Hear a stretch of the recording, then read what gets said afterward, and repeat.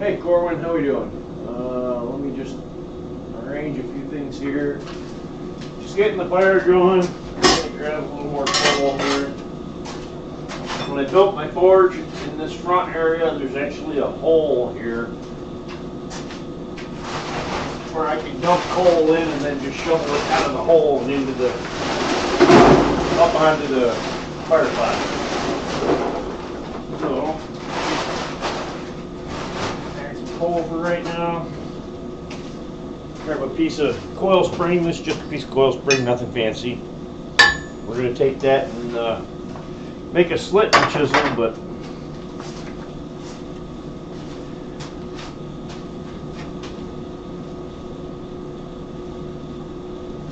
yeah, so we're going to take a piece of coil spring, we're going to make a slit and chisel. Rob posted his, sent me a picture, and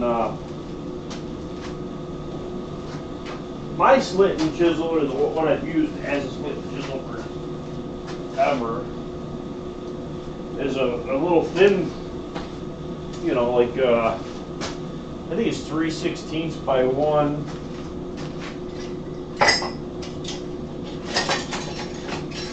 And it's real thin, but it's 1 inch wide. And Rob was saying that on his, he prefers to take his slit and chisels only like 1/2 inch wide, and then he uses that, you know, rather than, so he can get an 1/8 inch slit, or he can just keep slitting next to each other, one right next to each other, and make a longer one. But the slit on his, he also, the end of it, because mine, I can't find it right now. I don't know where it is. On mine,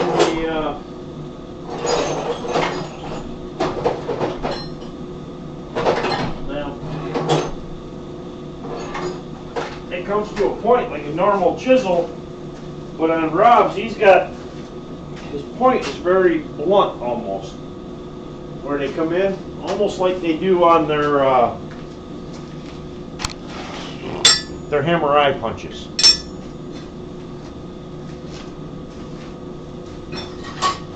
You guys have seen the Brian Zeal style.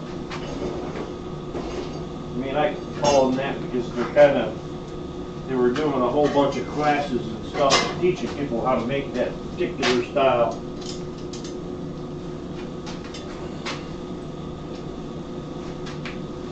So let me get a piece of coil spring in the fire. We'll get that heated up.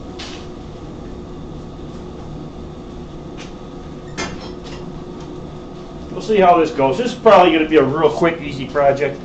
I mean, I'm not going to do anything too terribly much tonight because I've spent the last 2 days, you know, splitting firewood for my winter.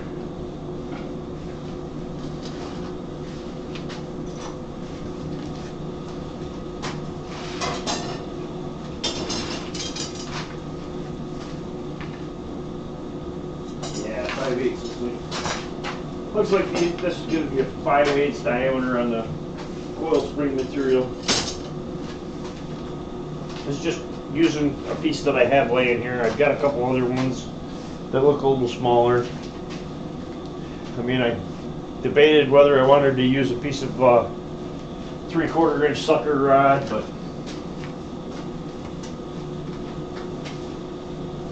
I don't think it matters that much. But it did taper in both directions.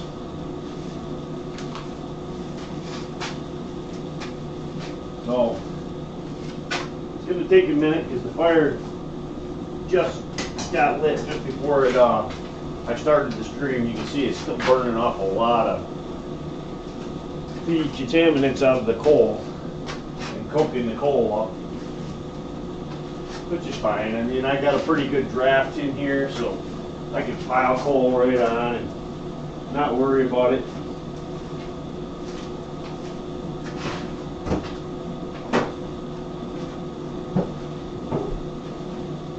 Old trick.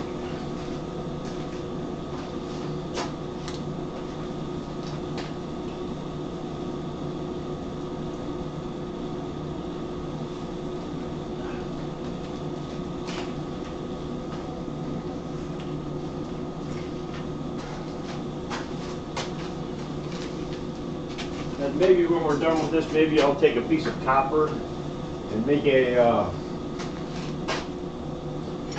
hook. I got this piece of copper. It's just round stock.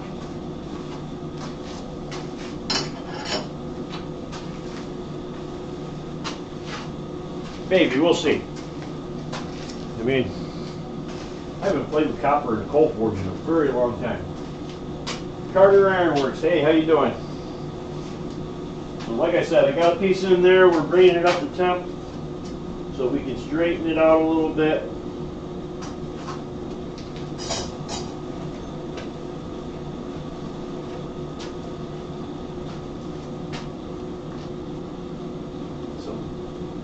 Some 1/2 inch wide.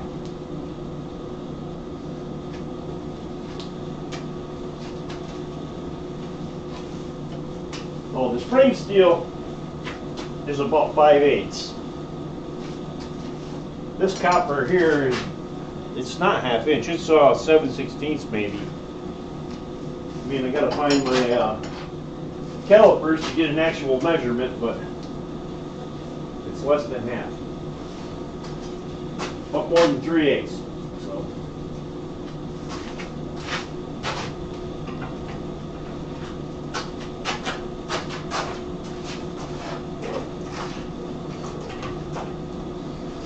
This is one of them cases where I'm straightening it out way more than what I need, but it was just a small chunk, so might as well straighten the whole thing out.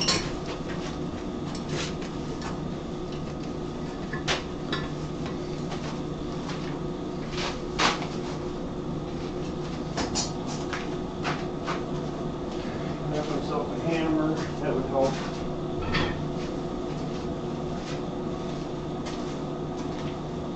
Yeah, I'm doing all right. I'm a little tired. Like I said, I was doing firewood for the last couple days. I'm old and out of shape, and yeah. I do have I bought myself one of them little Chinese mini excavators, and it really is good because I can grab onto big chunks of maple with it, and I'm not struggling and, you know, cutting them down into quarters and trying to pick them up by hand and muscle them up onto the splitter. I just pick the whole thing up with the excavator, set it up on the splitter. Works pretty good. Saves me a lot of back breaking, that's for sure.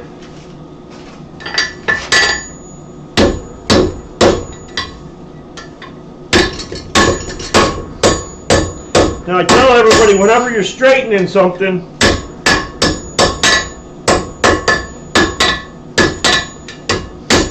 and I'll show you what I mean on the other side. But whenever you're straightening something, if you have a curve, if you set the curve so that it's supported and hit in the middle, it'll straighten out. I see so many people that hang it over the edge and trying to straighten it, and I don't know. It's hard to explain. This piece is easily twice what we're going to need. So we'll cut a piece right off. Right off the box.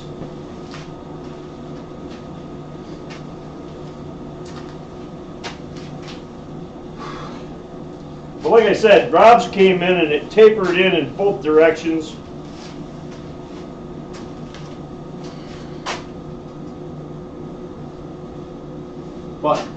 But the sharpening, the point part, was really, it wasn't a very sharp point. It's really obtuse.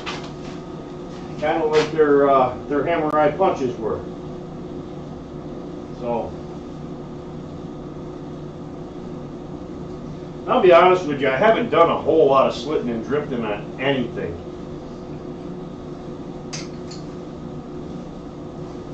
But maybe someday soon I'll start a project that's got a lot of slit and drifts on it.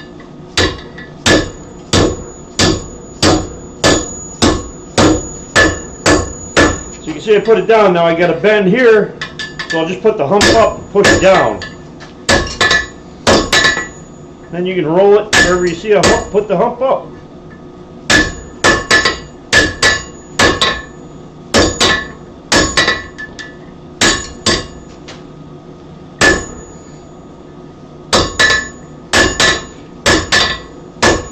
problem about straightening these coil springs out like this and straightening out way more than you need is that now I will set that coil spring down and then I won't know it's a coil spring anymore.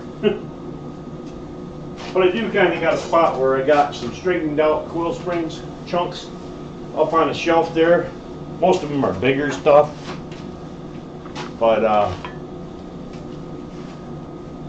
yeah, I'm not sure I have any pieces up there right now, but I got a spot where I do stick it so that I don't mix it in with everything else.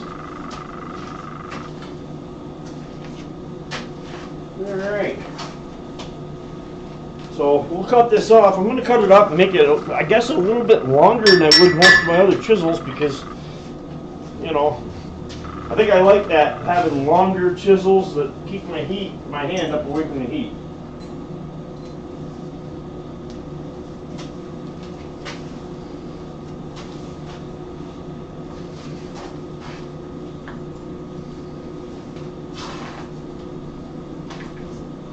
Alright, cover that up good.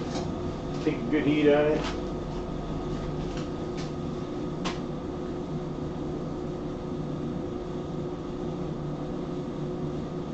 Need to try a smaller diameter punch if it won't be destroyed easily. What were you using the round head punch for? What part of the bottle opener are we talking here?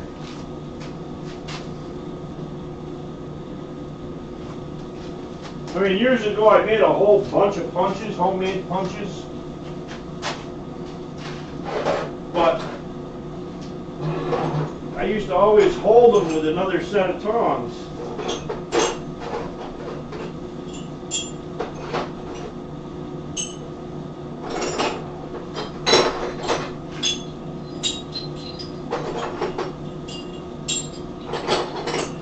So when I made them, and these were all made out of just coil springs and whatnot.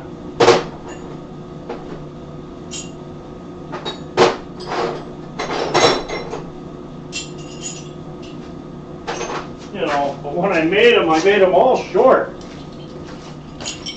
These are different squares and rounds and stuff, but you can see they're only maybe 6 inches, not even 5 inches long. I made a ton of chisels like that, but a lot of times when I use them, I got some more in this bucket.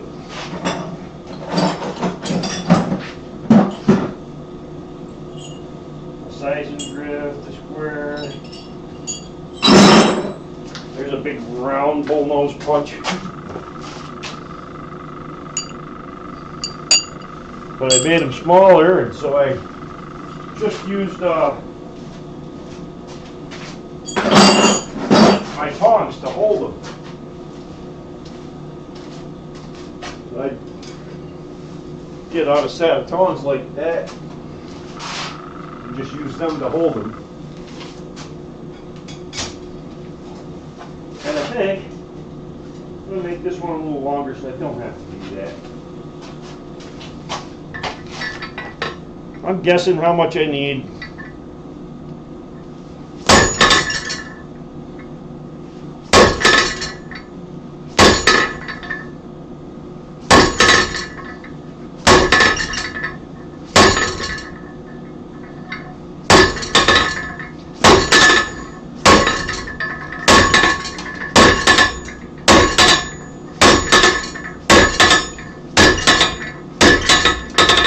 You see,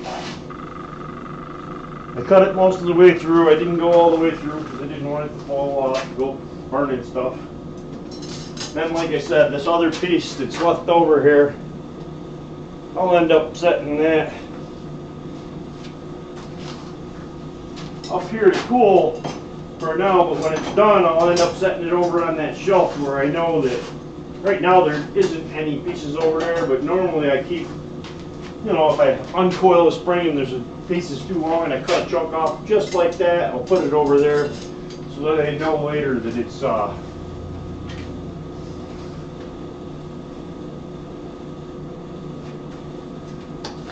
Okay, 1/4 inch diameter, but want to try 1/8 inch, so I can also use it to punch the stainless. Yeah, okay, so you're just talking about a little small punch. I don't know, I never had luck when I get that small, because then they go in and they end up mushrooming, getting locked in, and they end up having to cut them off. But so I'll usually just drill the hole if it's that small. Alright, so now I got to start tapering this down.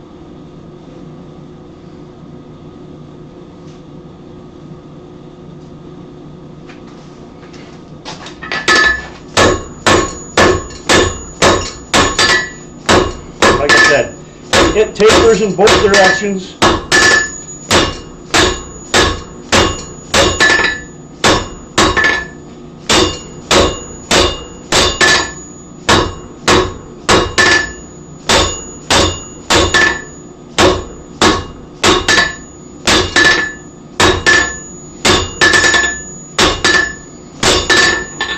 You can see it's starting to taper down.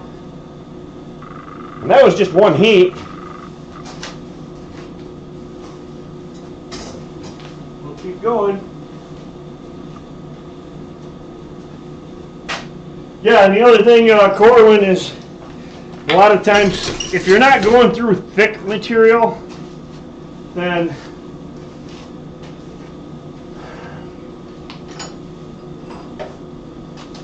if you're not going through real thick material,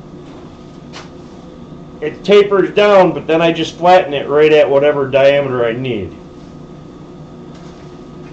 So that, because if you try to bring it down and make it like a oh crap, I'd have to go get it one to look at it and show you. If you try to make it look like a punch, no, like these punches. These are not handmade. But if you try to make it like that with a long shank that's that diameter, or that even, then I have a hard time because that long section is going to bend a lot, or it's going to go in and heat up and mushroom itself. So I will just leave the end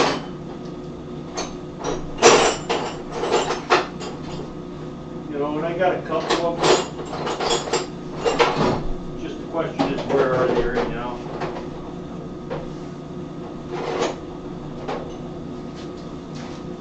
Like that are just, they run right down and they're tapered all the way down, and then they just cut off, and that is like a 3/16 hole. But it's tapered right down. It doesn't have that straight like them other ones. Same thing with this. This will give me about a 1/4 inch hole.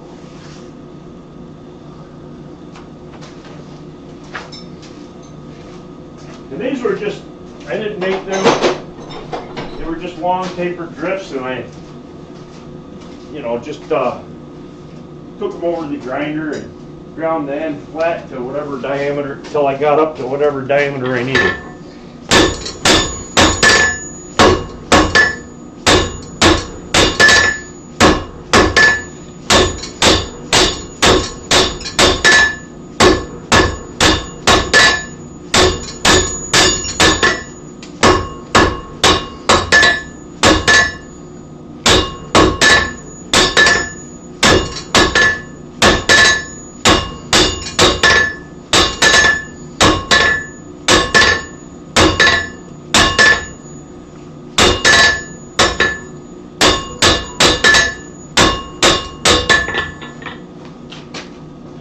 So you can see we're tapered down, and that way is tapered down as well, just not as much. So that's pretty much the gist of it. The rest of it gets ground, but what I'll probably do is just take a hey Rob, I'm making a slit and chisel, kind of like what I saw yours, out of a piece of coil spring.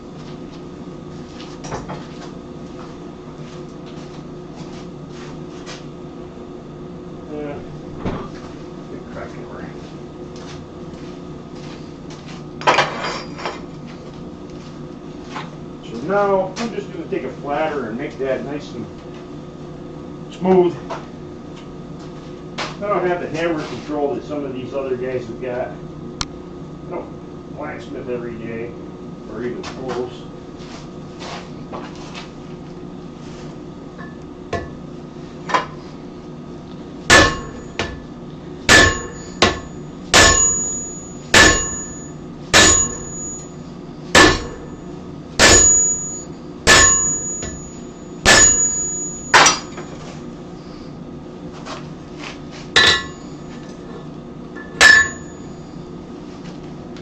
Oof. I don't know how I did that, but I did. I hit it and drove the corner of the flatter right into it. But I'm starting to get that, the taper that way and that way. In the end, I'm just going to grind to the shape.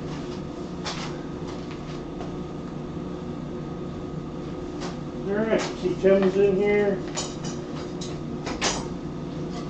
Like I said, this is a real easy project. And I wish I knew where mine was right offhand. The one that I used to do all my slitting with, but it was kind of a pain in the butt because it was an inch wide. So you couldn't really slit anything less than an inch, but yeah, right here. Here's the one that I used to do all my slitting. Is just a flat. It's like a 1/4 by 1. And this is, I don't know what it is. It's pretty hard. It was a hay rake kind, I think. And I've slit a few things with it, but not too many.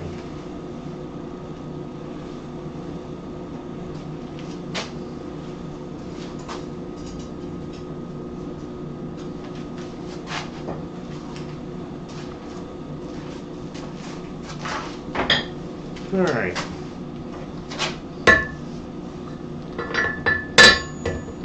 Yeah, I know. I look funny standing over it like this.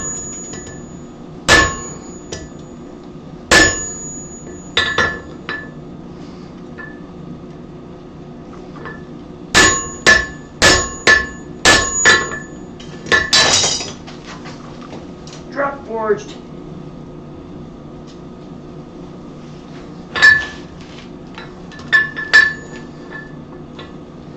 Alright, I do have to do a little bit of moving it over and straightening it out. That's pretty much the gist of it. I have to find my ruler, because I believe that was about 1/2 inch wide.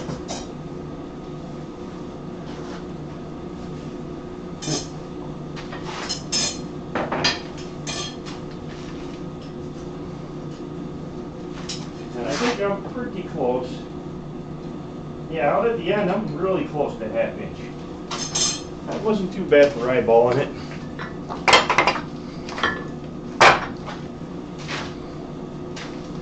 But I do need to push this over here.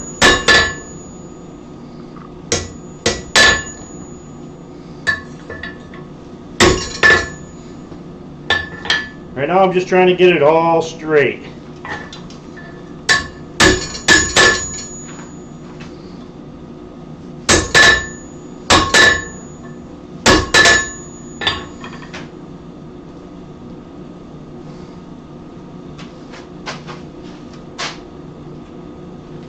Alright, let me hammer it back. I kind of don't have a smooth transition from the round to this rectangular, so I'm just going to hammer back just a little bit more up into the round.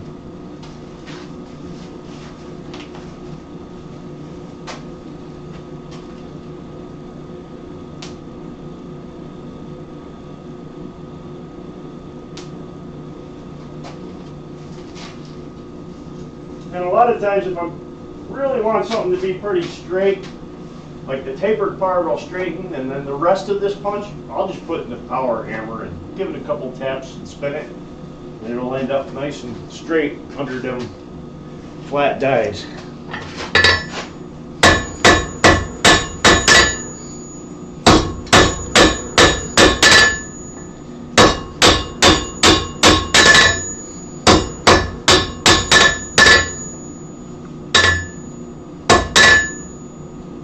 Now I'm being gentle out here because I went through and flattered all that to make it look nice. I don't want to go back and destroy it. I'm not hitting hard, I'm just doing corrective hits. That doesn't look too bad. I'm going to flip it end to end. Now this is the part where Rob or the other guys that are better blacksmiths than me, on that end, they always seem to want to make it six-sided.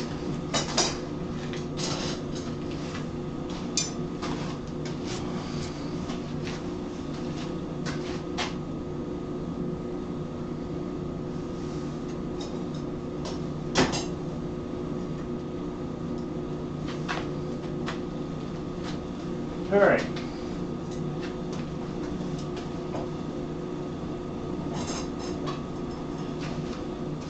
Whew. Yeah. How many of you guys are going to that? I know Rob's going, but I'm trying to think if there's anybody else in here that is going to the gathering there at Far Run Forge. I can't make it. I just don't have, I just started a new job back in July, and I don't have a whole lot of time off, and I'm saving it for Quad State. So maybe what I will do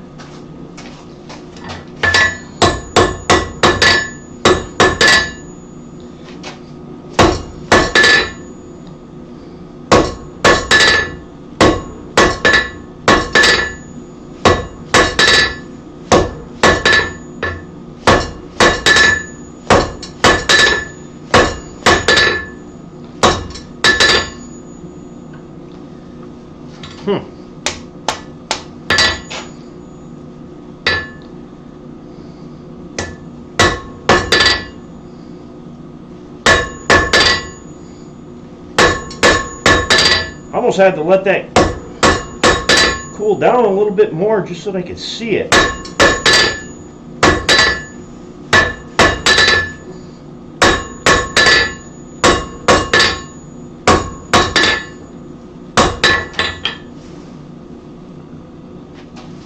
I don't know if these guys are going to be able to see that.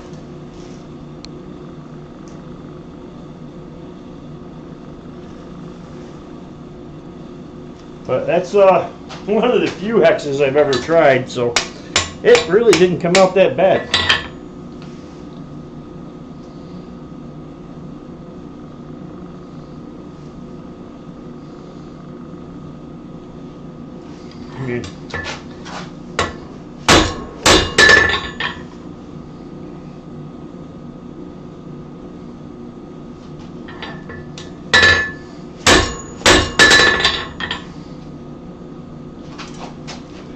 Letting it cool way down, because the camera will pick it up like if it's still hot, even though you can't see it glowing. A lot of times the camera still shows it as glowing, and you really can't see it. But I did do a six-sided hex on the end of that, and it did not come out too bad.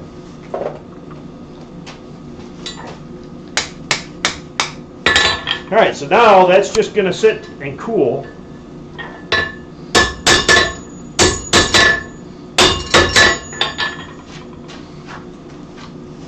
And then I'll grind the end in.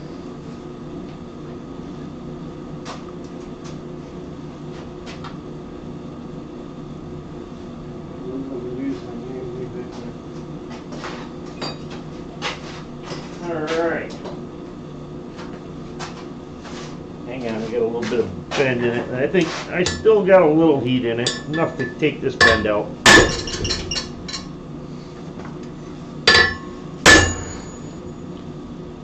And you can do a little bit of bending and straightening stuff, you know, at relatively cold temperatures if you're not moving it a lot. Little tweaks. I mean, it is still hot. Don't get me wrong, it'll still light paper on fire. But, alright. I'm going to set that up there to cool. And then maybe I'll try making a hook out of this copper.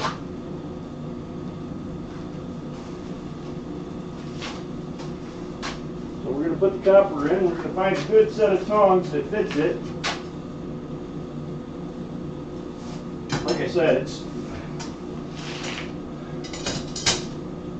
I got 3/8 tongs and I got 1/2 inch tongs. And it's definitely kind of right in between the two. I haven't worked in copper in a long time. I won't be surprised if I melt this right off, especially the coal forge.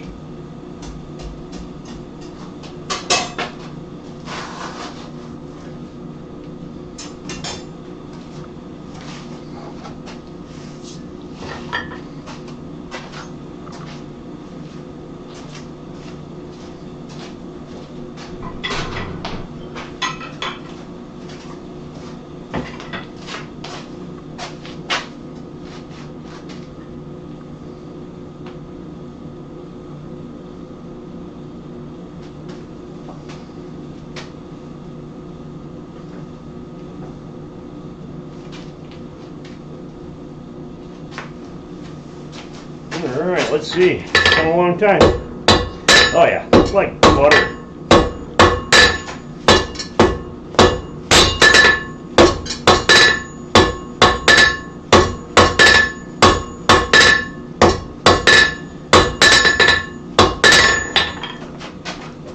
Tapered that right down. Nice. Easy peasy. Probably still got enough heat in here to do a set down because it is copper.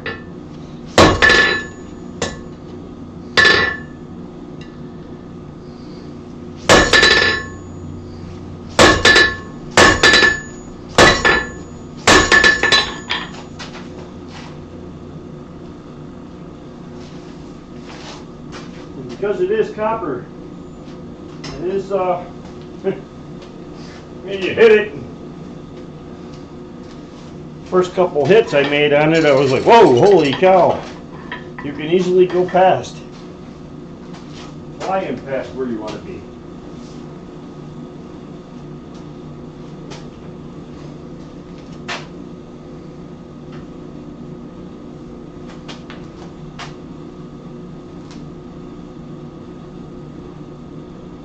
So why is the future so bright? You got any new job prospects, or going to be doing some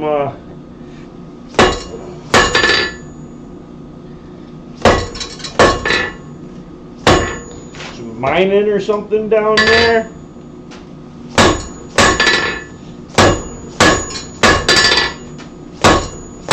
Holy cow. Too soft.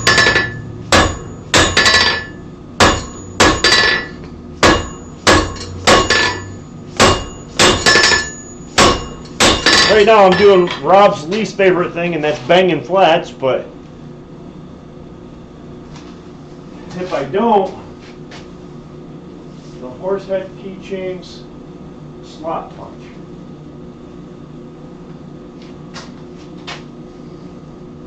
I'm not following you on the horse head keychain slot punch.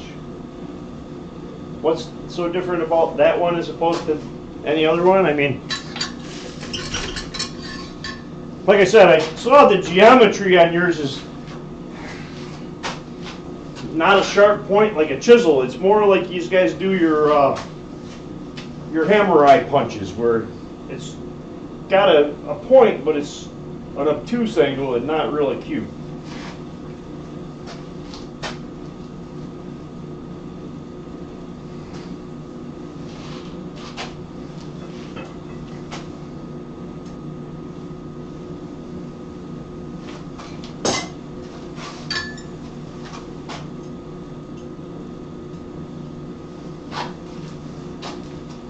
Ah! Melted it right off. Well, you know what they say. Now I'll never be able to weld in that forge again. Don't believe it.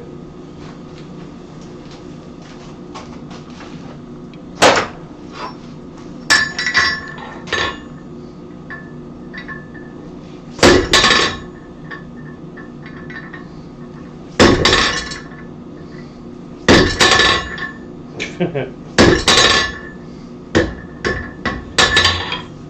one hit on each side puts you right there ready to break it off. Man, that stuff's soft. Alright, let's start over.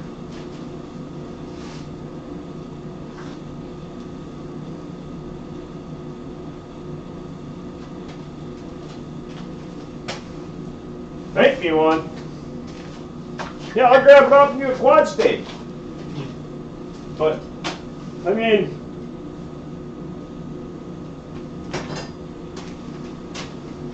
I'm going to grind that one to what I think it's supposed to look like.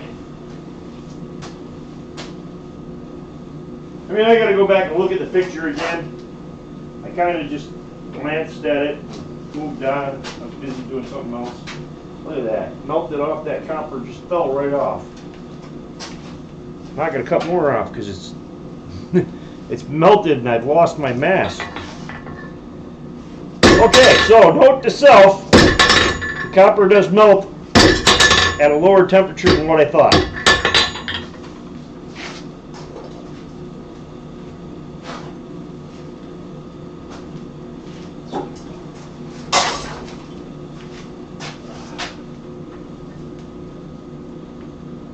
Yeah.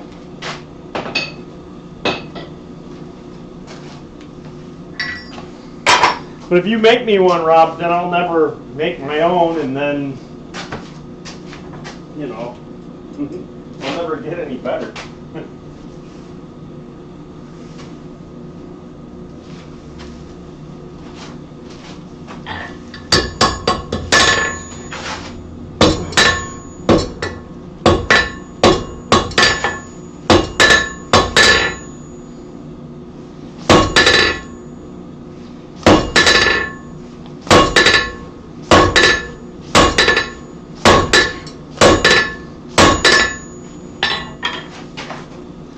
Figure out why it did that.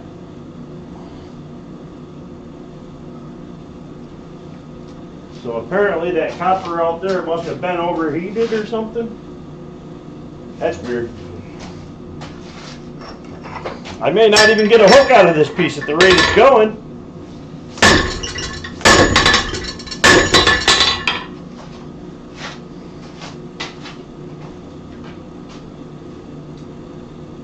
Started off good, but I'm just letting it get too hot.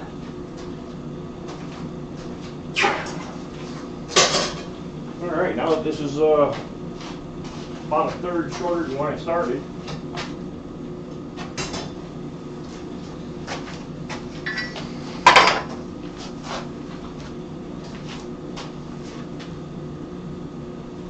Punch what was supposed to be 2 holes today turned into 8.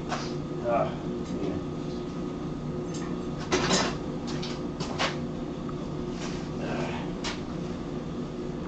Oh, my nose itches.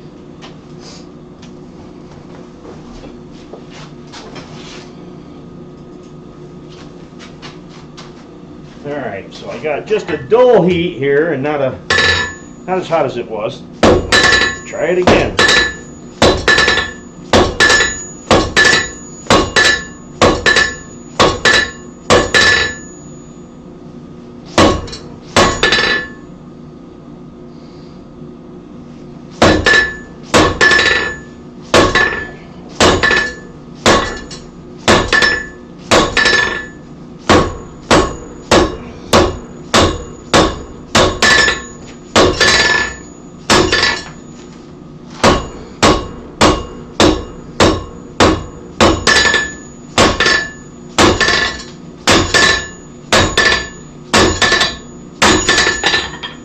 You can see I'm drawing that down.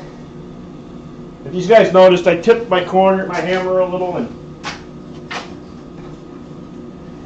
just kind of drove the corner of the hammer in instead of trying to go out over that edge, so that I wasn't banging 2 flats.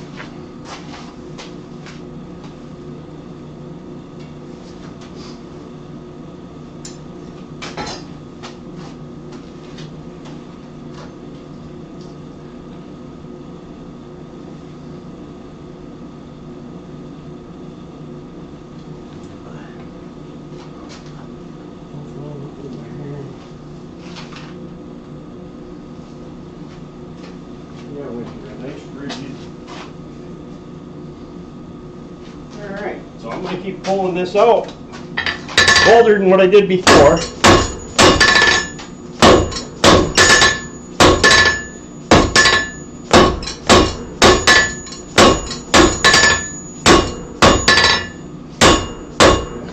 And this stuff.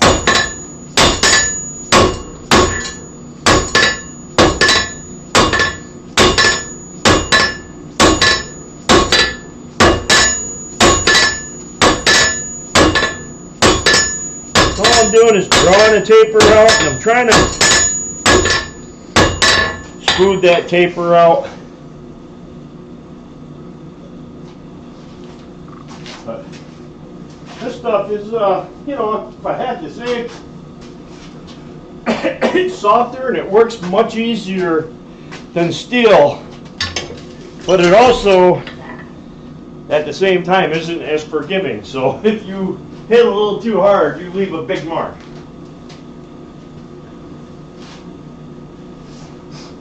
Oh, Brazil nut. No, I don't. It's not a rounding hammer. Still a crossbeam. Yeah, Robin, when I first started blacksmithing back around 2000, you know, and I knew I was never going to be a professional blacksmith. I just wanted to do it as a hobby. And I had an older guy, a mentor, that he told me back then, he says, I think of my hammer as 4 pullers and a flatter. And he would just, you know, he'd tip this way, that way, or flatten it out. And that statement stuck with me. I didn't do it for years because my hammer control wasn't that great.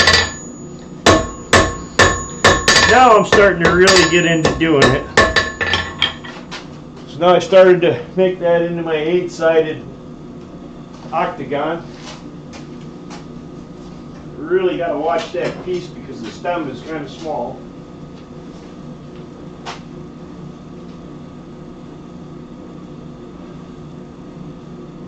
Web toes.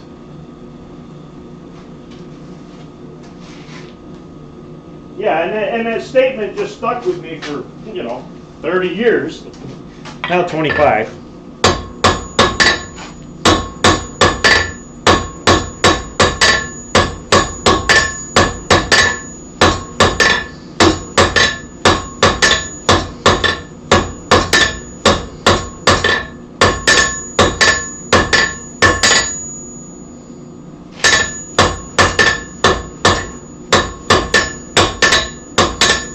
I see so many guys that'll just take that and they'll just start spinning and randomly hammering.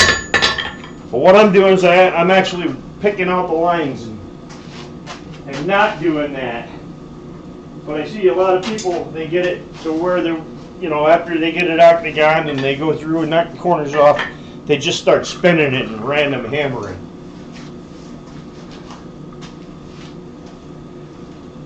Yeah, the round and the flat sides. Yeah, and I mean the concept, I get the concept, but you know, and it's hard to break the bad habit that you create because you don't have the hammer control. So then when you do have the hammer control, you're still fighting yourself.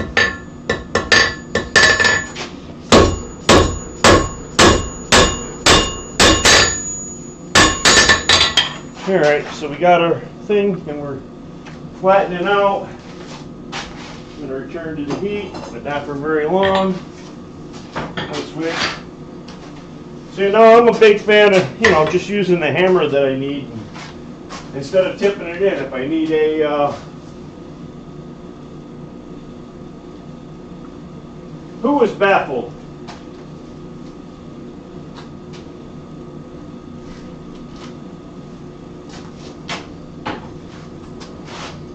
But like I'll go, you know, if I want to spread more aggressively, I'll just grab the cross peen.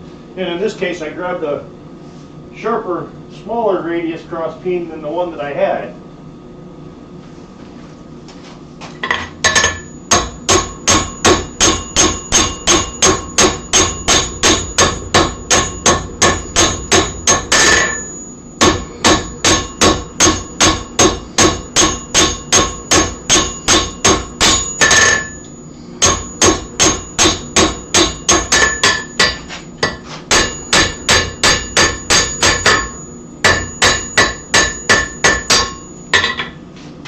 Now you can see I'm starting to spread it. It's a little chunky looking, but I'm going to go in and fix that. Not the end of the world.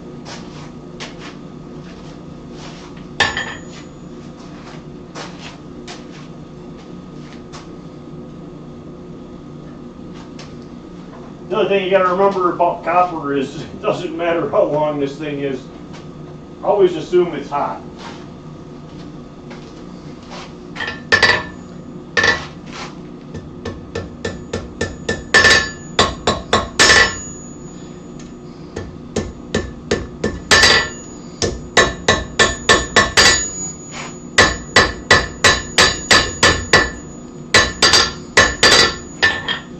So I took the two chunky parts off just now. I got a big bump right there, so I'll come in and push that back in.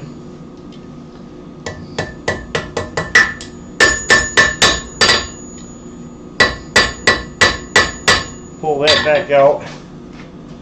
Work on that and get it shaped decently.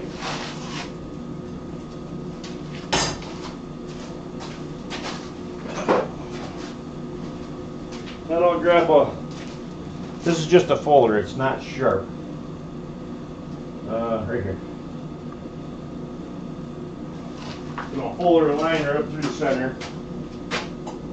I think almost everybody here has seen me make a leaf before. At least once.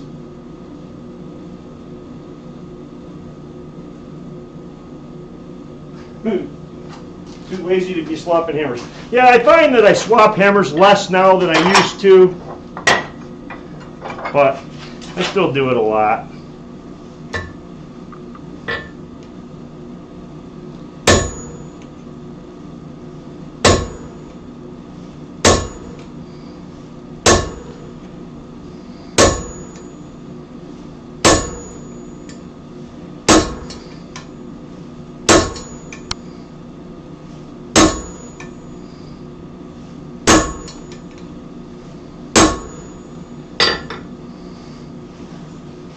You can see I just took a fuller and fullered a line down through it. Nothing fancy.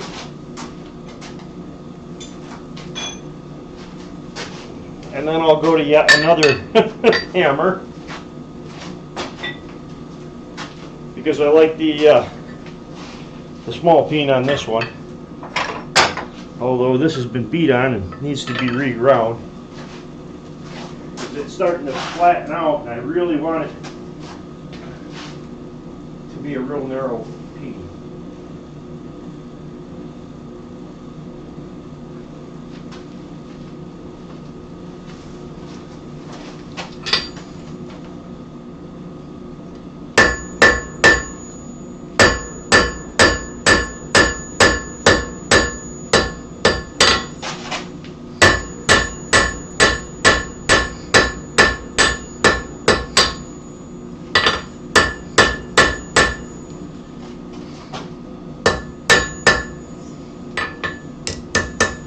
And you can see I just peened in the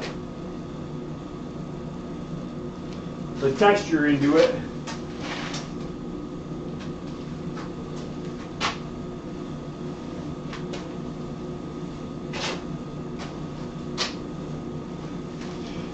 A double diagonal peen. Yeah, I've seen them.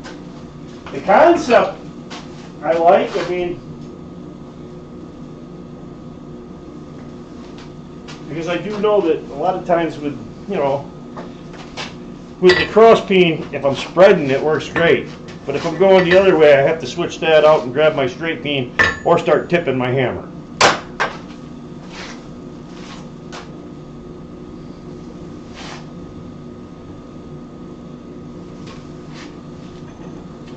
Now I'll just come out and put my leaf into the, now, I'm going to spin my anvil around here. Yep, you can still see it.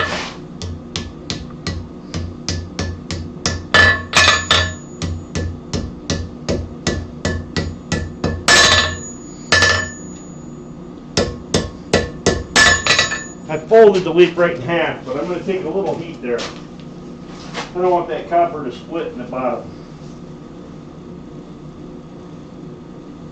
Then I got to find my my screwdriver, but I might be able to use. Oh, my screwdriver's over there. Yeah. That's my preferred tool for opening these back up. It's just a flathead screwdriver. And I only open it up just a little bit, and then I can go over a sharp edge, and that'll open it up some. I can come in and hit there and put it in that corner and almost curl it around so that the leaf isn't flat.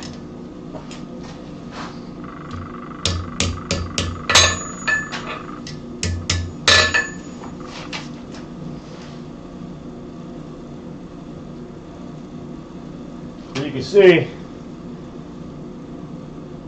that I actually curled it, you know, out a little bit, and it just keeping the leaf from being flat.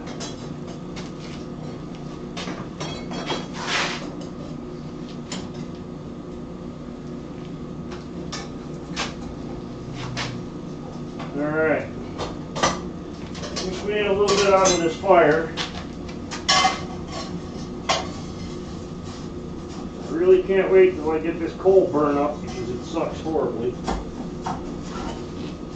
But I do know that after I burn through a bunch of this, I'll be getting back into the good stuff as I put these bags of this crap coal in front of my good coal.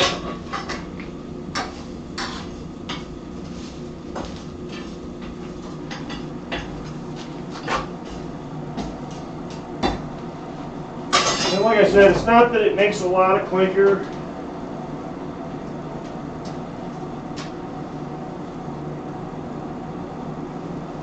Yeah, the folded, I mean, I didn't go really hard on that fold, only because I was afraid where it comes in and I folded it out, it drops out. But when you fold it, you get the two edges of the fuller where they're thicker hitting, and if you mush that leaf flat, them two edges hit, and sometimes it splits in the thin spot in the bottom. And I'm sure there's a way to keep that from happening. I just know this stuff is splitting kind of easy compared to steel, and I know on the steel ones I've split plenty of them that way when I went and folded them on that line. There might be another way to do it, like, you know, to not put that folded line up through the center, but I use that folded line to kind of help me not cross over the center on my hatches. And if I didn't have that, then, you know, you get this line and this line come in, and you don't have that separating line, and they cross over, and you can see, I don't know, hard to explain. You probably understand what I'm saying. Alright, let's take this other end and hammer a taper on it.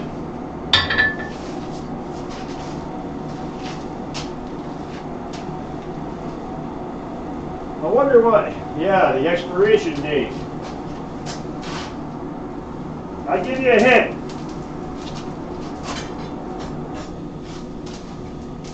Long after you're old, worn out, and not worth using anymore, that coal will still be around. So I'm thinking tomorrow could be that day, Kevin, but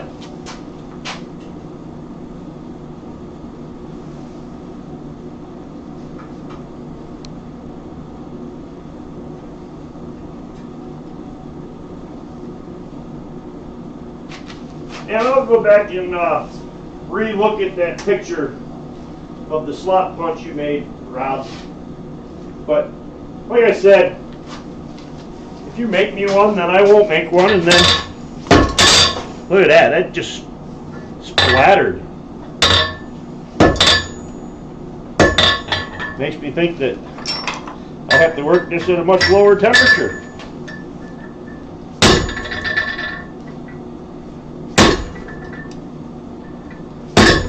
And I know it's solid copper, it's not brass or anything like that.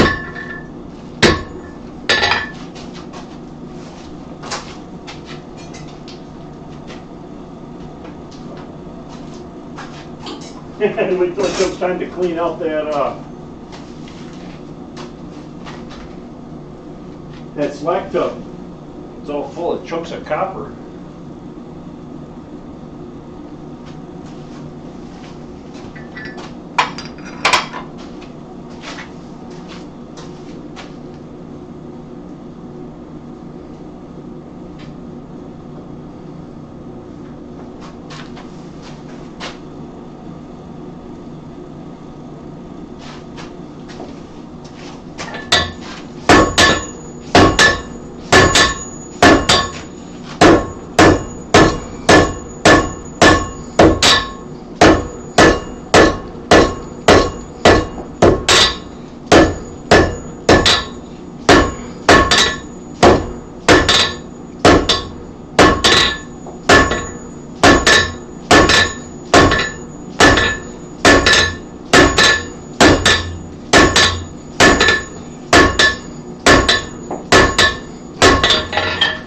For the longest time, I would just go back and forth because I fumbled with the tongs too much. So lately I'm trying to go all the way around and get used to going in the four, hitting all four sides.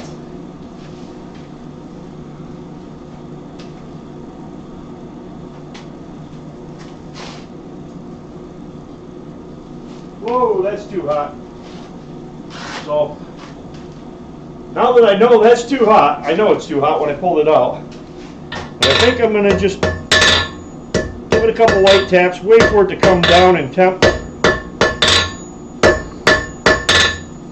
Hopefully it didn't reach the point where it's... Yeah, that worked.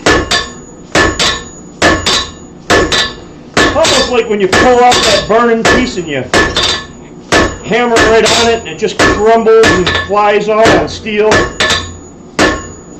If you wait, give it a couple minutes.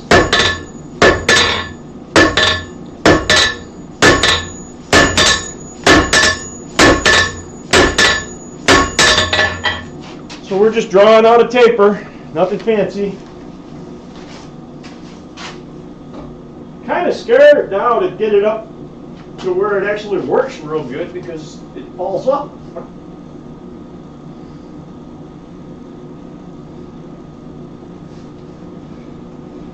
I mean, I don't really want to slap it over the anvil and sling it off. I just don't want to have it there in the first place.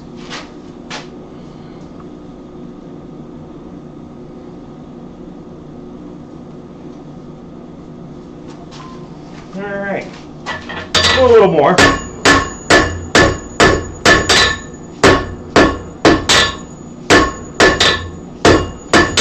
Now I'm not driving the corner because I'm almost there and I'm really just fixing up and straightening it out and trying to remove some hammer marks, but this stuff is so soft that it just, you go to take a hammer mark out and you accidentally hit a little bit too hard and you've got a bigger hammer mark.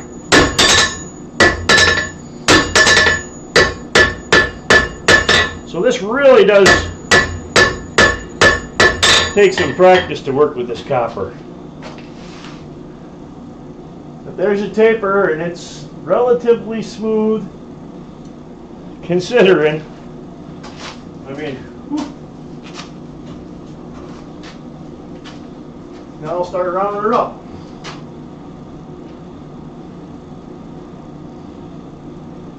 The expired stuff stinks so bad, huh? No, like I said, my biggest problem with the coal that I got right now is it does make It's not that it makes a ton of clinker, because it does make more than some of the good coal I've had. It's just that the clinker does not stay together at all, so that you can't pull it out in a big chunk.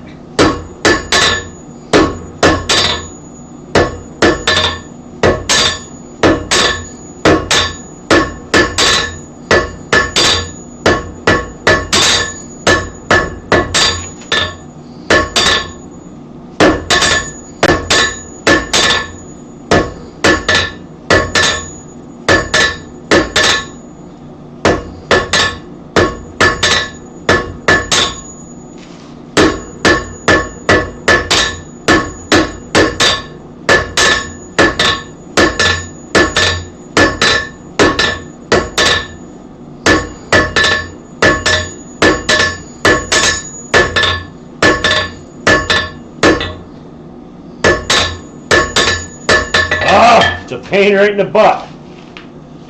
Just trying to get this stuff rounded and get your hammer marks out of it.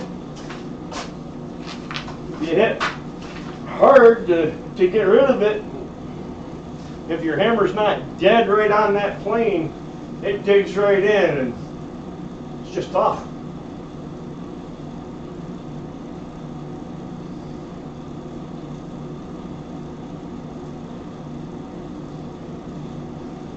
Millions to get rid of expired. Yeah.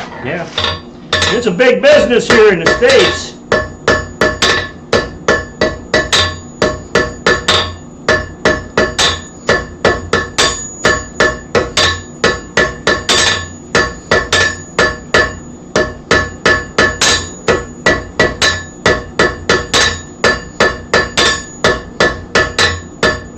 I think I saw on the news the other day about they caught somebody changing the expiration dates on their bags.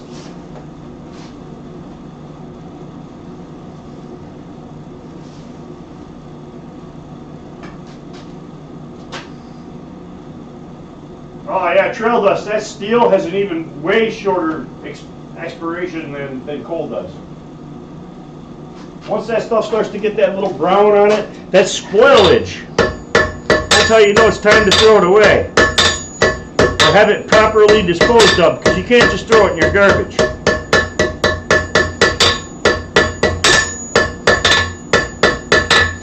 Wow. I think I'm regretting working in this copper. I mean, I'm kind of pulling it out when it's just starting to show a little color. I'm not even waiting until it gets real red anymore, because when I did, it just crumbled.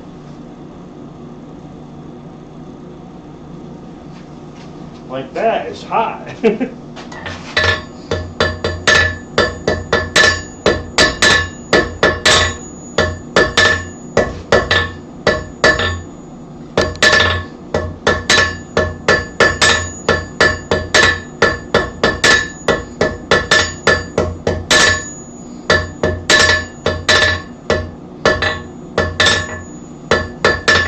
I'm trying to round it up, and it's so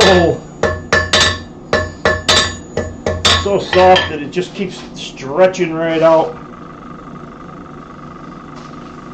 Such a fine point.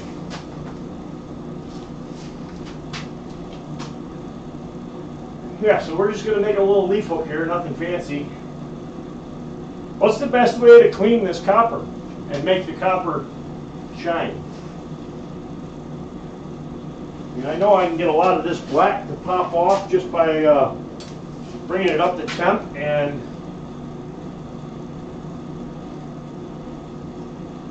usually I'll put this little finial on by hammering it, but it's so fine I think the hammer's just going to mush it.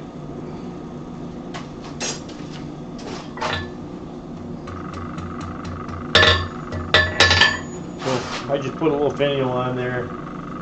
Using, where am I at? Here. Using the rat tail scrolling tongs.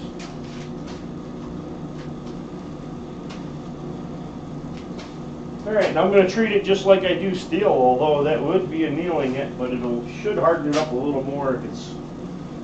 I'm going to dip it in muriatic, don't want to dip it long and periodically eat it totally gone.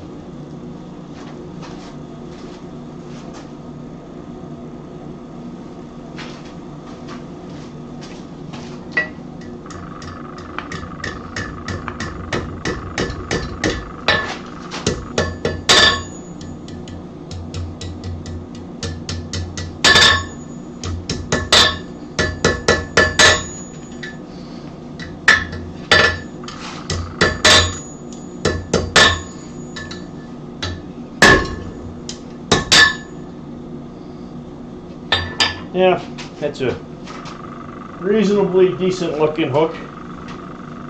Now I'll heat up and we'll put a couple holes in there to mount it.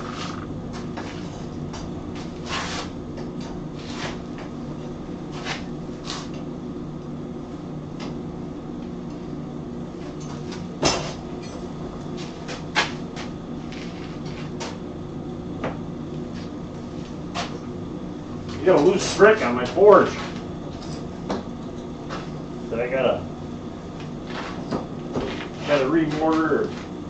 Actually, what I found when I do little repairs like that on this forge, grout works good. Just grout for floor tiles.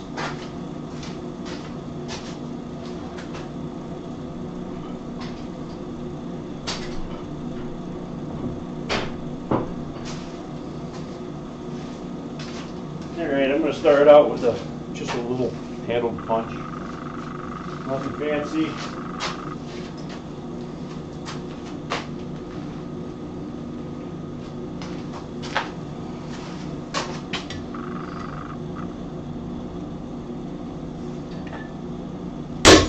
Nope. Probably shouldn't have used that hammer.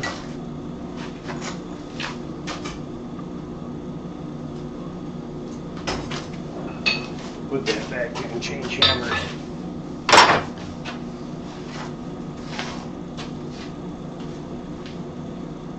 pH down.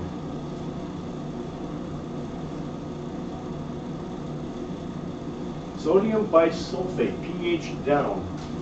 You know, I might have, I'll have to check. I have some product that it's for aquariums, but it's for lowering the pH. I got different stuff for going up and down on my saltwater tank. It might be sodium bisulfate. Oh, look, because it is specifically called pH down and pH up.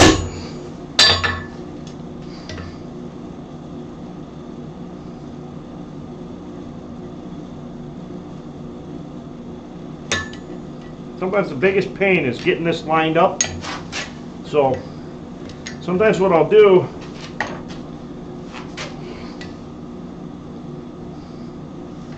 is I'll take it, and where I'm going to put that, now I put a little dimple in there, and I can line up my punch on that. It's just a, I don't know, silly pet trick I learned years ago.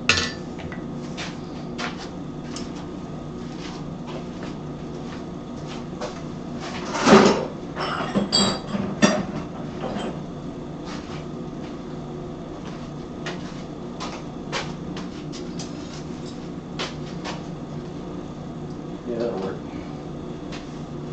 All right.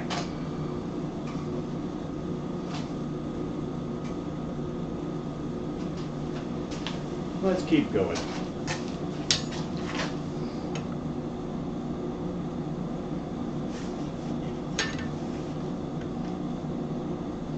Biggest thing here is just trying to keep that hook straight up and down when you're doing this.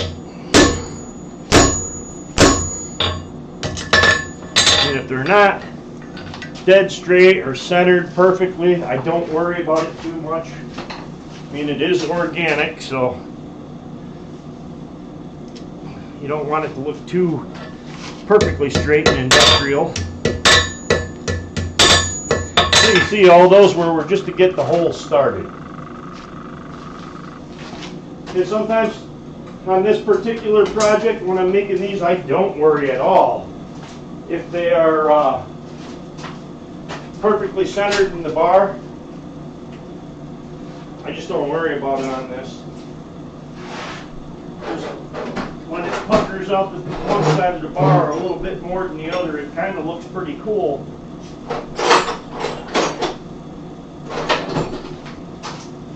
You know, and especially when you're making them, I do a bunch of these in steel. I don't think I'd ever want to do one of these in copper at a demo, but at, you know, demos for the public and stuff. I make a lot of these little hooks. Now this, all right.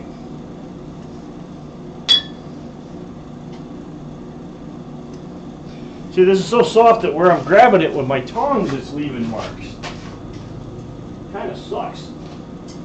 I don't know why everybody likes copper. I mean, it looks cool when you get done, but everything you do.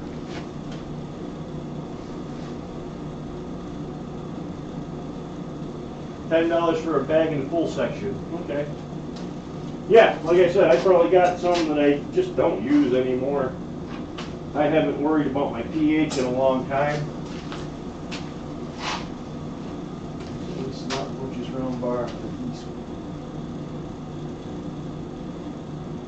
Not punches round bar and switch. Okay. And a V-swedge as opposed to, like, you know, right in the round slot on the swedge block.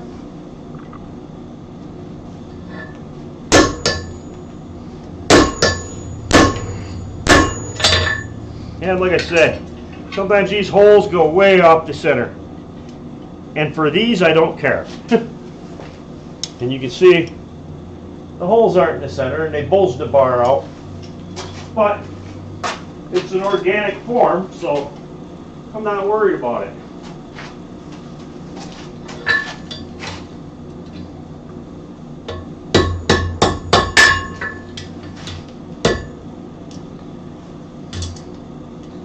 Alright, now I'm going to take this stem and just kind of wrap it around.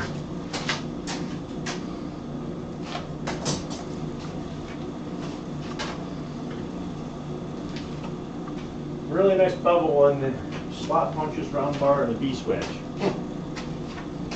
I mean, I got some V's on the sides of my swedge blocks. Or does he have, I think I've seen it before, where they make the V-swedge with the hole for the slot punch to go straight down through.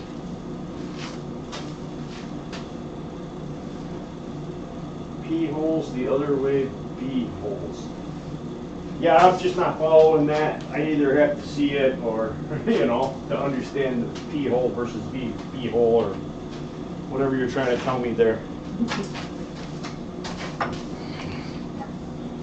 You know what I mean? I've been playing with that hammer. I got this. This is Mark Ling's. I did a little horse trading with him at Quad State for it. Wasn't no way in hell I was ever going to pay what he wants for a hammer. But, you know,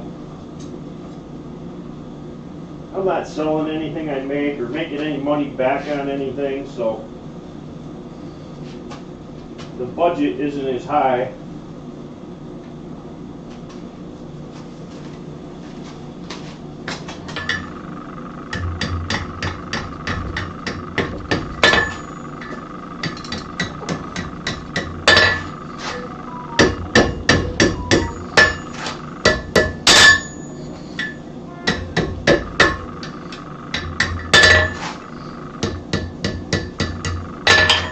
Alright, we're moving it around. Just working it around. I see a lot of times guys will just have it come off the top, wiggle back and forth a couple times and have a leaf on the top. Yeah, I love that hammer when I saw it. It didn't look like all the rest of his hammers, you know, that rounding, cheeky type hammers.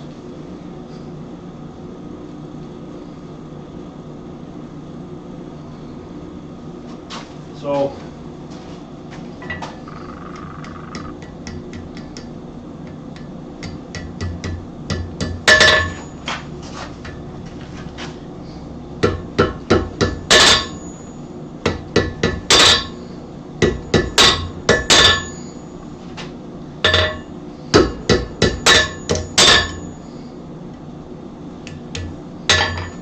see, I'm bringing it right down and over the top of the other piece. I'll keep going, push it out of the way a little more.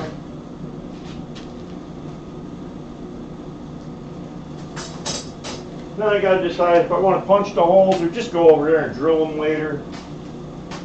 I mean, 6 one way, half a dozen the other. If I'm demonstrating, most of the time I'll punch the holes so it's a finished product. But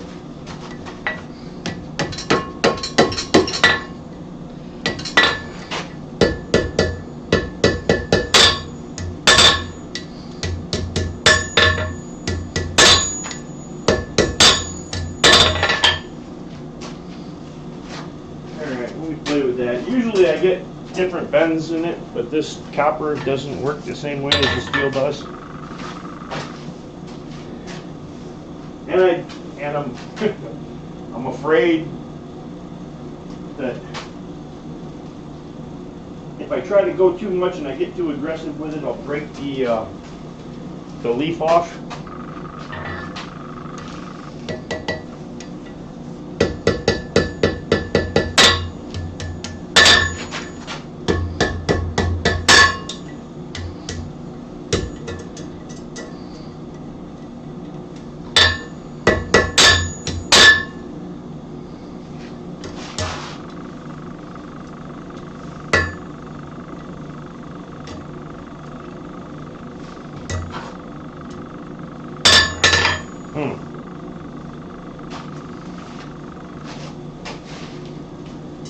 Something about the shape I just don't like. Don't try this at home. This isn't what scrolling tongs are made for.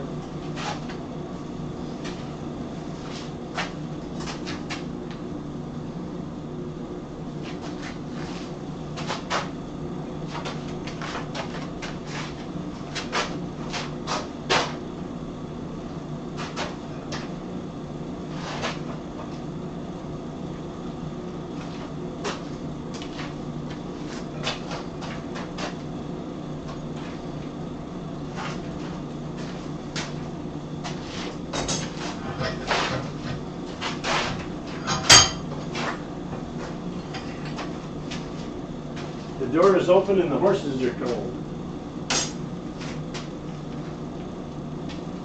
Well, I hope they're not calling collect. Yeah, I suppose I could have just clamped that in there and used that instead of my scrolling tongs, but I'm trying to get into a pretty small area.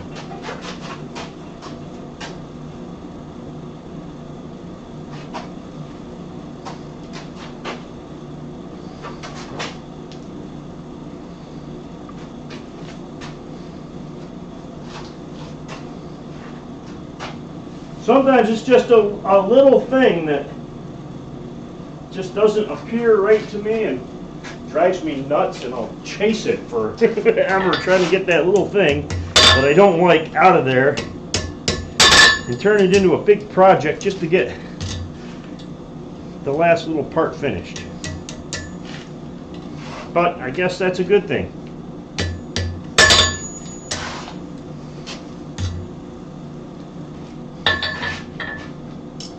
Alright, I need to,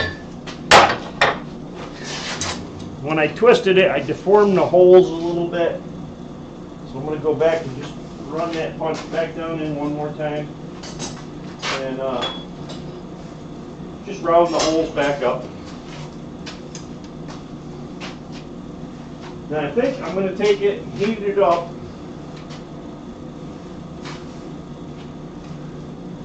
Has a weird obsession with waffle. You know, I've heard that. I'm not sure where I heard it, who I heard it from, what the context was,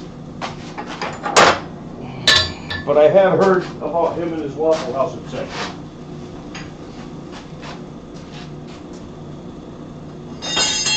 I think it might have been what one of you guys were just picking on him, and I just happened to be around and overheard it.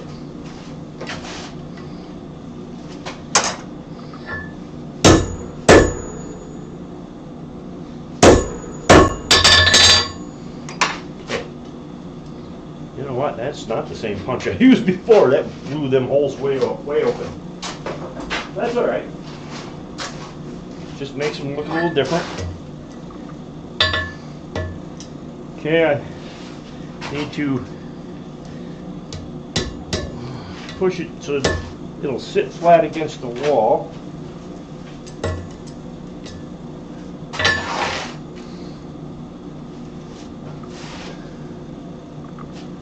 All right, let me, I'm going to take this right up so that the whole thing is a dull red and then quench it. And that should, in theory, pop some of the scale right off of it. But at the same time, it softens it, so I don't know. Maybe that's a bad move. And I just decided just now that I'll just drill the holes through. I could punch them, it wouldn't be any big deal.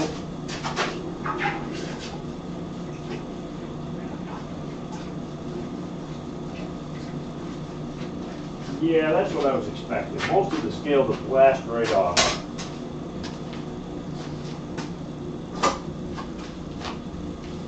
So,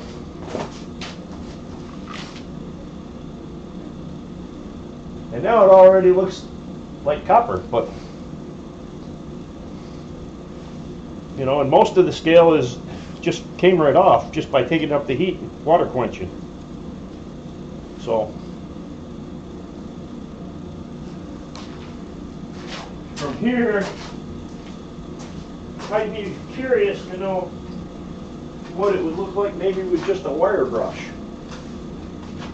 Let me just hit a little spot on the wire brush.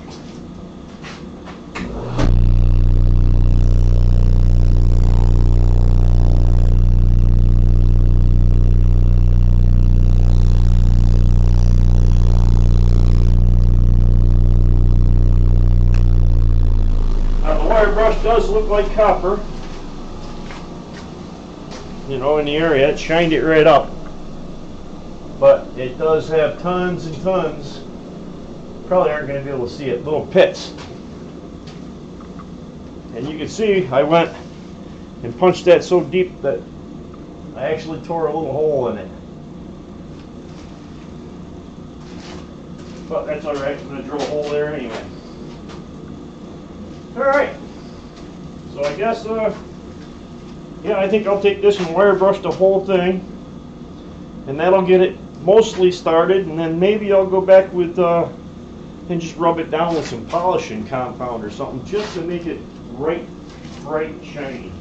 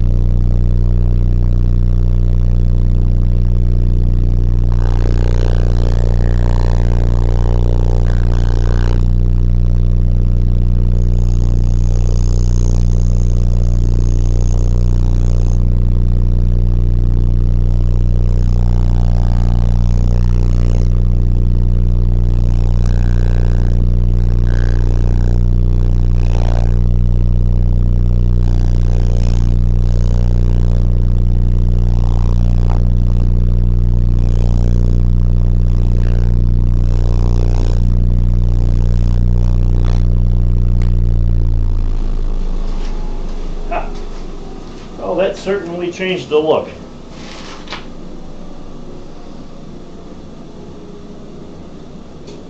I mean, it's nothing fancy. I do a lot of these hooks. Just I usually use 3/8 square stock and do demos just to show people that, you know, unlike modern processes where you just start with a block of steel and you carve everything else away, we're taking the material and spreading it here, and you know, this is wider than where it was when we started, or you know, this widened out when we punched the holes in so we can spread the material out so we don't make it weak where the holes are, stuff like that. I mean, it really is a good simple a demo to do in steel.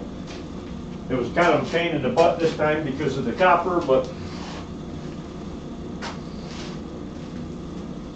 I do have, like, this spot sits up a little bit. I probably could push that down, but to do that, I probably want to clamp it in the vise, and then I guarantee you my vise is going to leave marks. But I just can't leave well enough alone.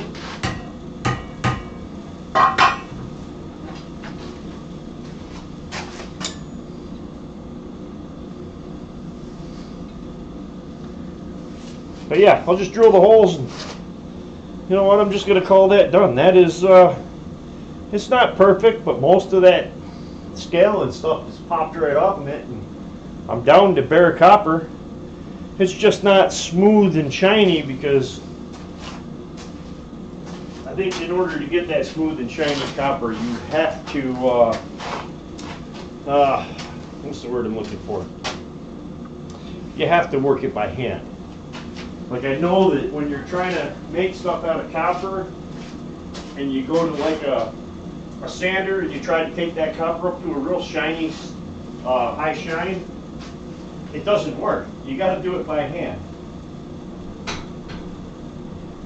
mean, I suppose if your belt sander had variable speed and you could turn it way down, yes, it would work. But for the most part, it doesn't work.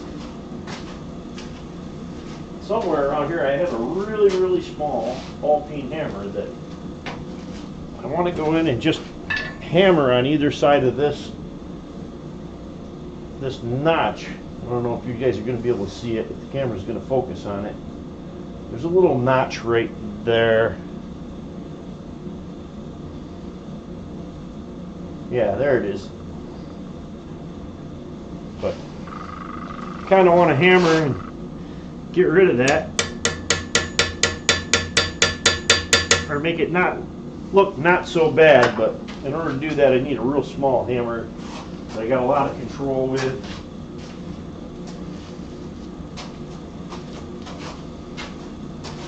Yeah, maybe this one.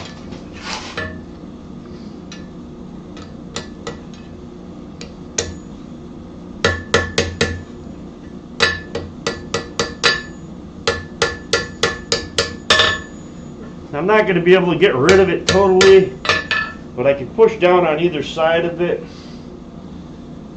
because when it pushed in, it raised up the two sides next to it, so I can push them two sides in and make a lot of it disappear.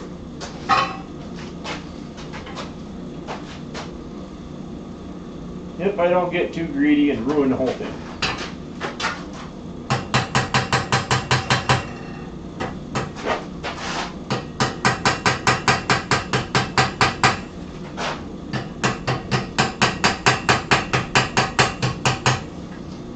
Yeah, well, whatever. Like I said, I didn't have a lot of energy tonight anyway. I was splitting firewood, and when I came out I was pretty tired. And yeah, that bottom hole is off more than I normally would have it, because I don't mind the hole being a little off-centered. It's organic, makes it look more natural, but that one really way out there. Look at that, I just pushed that leaf over by hand.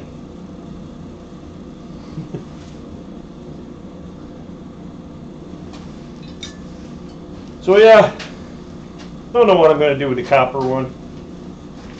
I don't know.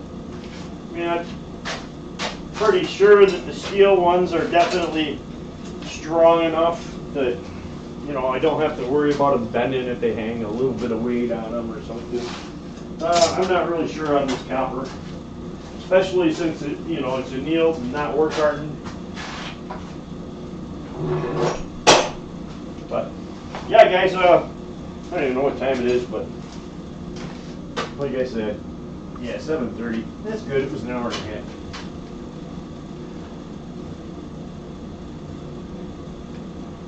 Yeah, I mean, I know exactly what causes all the little pitting, you know, and it's not just the work surfaces either, because every time you heat it, you're driving that scale into it. It's almost like you gotta heat it up, give it a brush with, you know, not with one of these hammers or one of these wire brushes, but you want to use like a steel wire brush and come in and hit it with the steel. That was a brass one because I don't have a steel one handy right here. But this piece has got a little bit of a bend to it. We'll take that out. It's good. But yeah, so we got that, and then we got this punch that's been sitting up there cooling. Nice and slow too, because it's cooling up there above the chimney there, the little door. But yeah, I'll have to grind that in and see what I can come up with, and I'll have to go back and take a look at Rob's picture again and go ahead and grind that in. But like I said, 90% of the time, you know, when I do these demos online, I get on YouTube and stuff, mostly it's just so that everybody can hang out and, you know, it's kind of, you know, most of these people I met through Island Metal Forge, and he's not doing it anymore, so this gives us a new outlet, you know.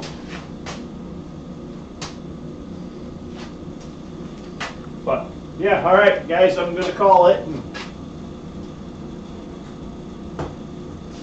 yeah, that is what it is. I'm gonna shut my hair off.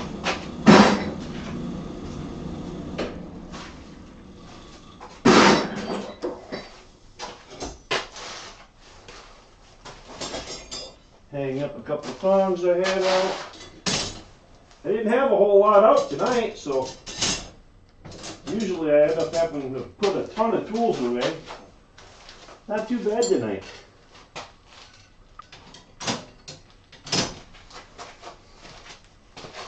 And I do have a couple few hammers and platters and whatnot.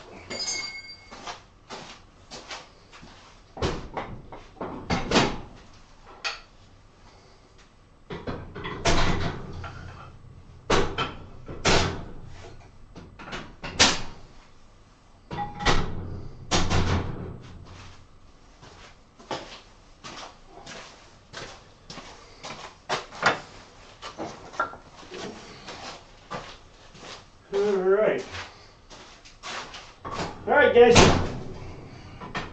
and on that note, I think all the tools that I got out I put away, and all the rest that are still out have been out. Someday I'll put them away.